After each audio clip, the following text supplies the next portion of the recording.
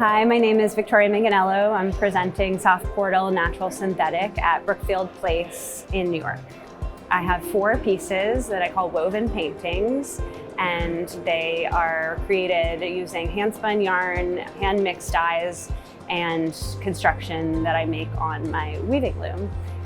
I'm making the materials myself using everything from wool that comes from a sheep and silk that comes from a silkworm, all the way to things that I'm getting from a factory, like a highly synthetic polyester or a metallic spun thread.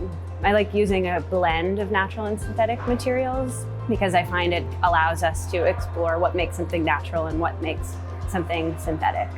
So of course, the synthetic materials that I'm using don't come from the moon. They are also natural in the sense that they come from the earth, but they've been sort of forced or manipulated in a lab to behave in a way that might not otherwise. So by blending those materials with the natural ones that aren't forced into a certain behavior, I'm able to explore what a material can do and what those who use materials can do with them. The works are abstract when you look at them, but I hope that when you look more closely, you can find your own visuals. And that's why I work with abstractions, because I want my viewer to be able to see their own story or see their own memories. And the frames are sort of reminiscent of doors or entryways for that same reason, reminiscent of a portal. I use lots of different tools to make these pieces. I use a wheel that I spin the yarn with.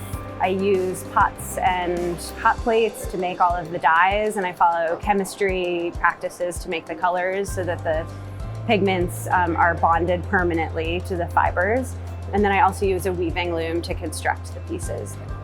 I'm always really excited for the opportunity to show my work in a public space. I wish that artwork was more accessible in general, and I'm grateful to Brookfield Place in prioritizing that and putting it in a location that anyone can walk through and see.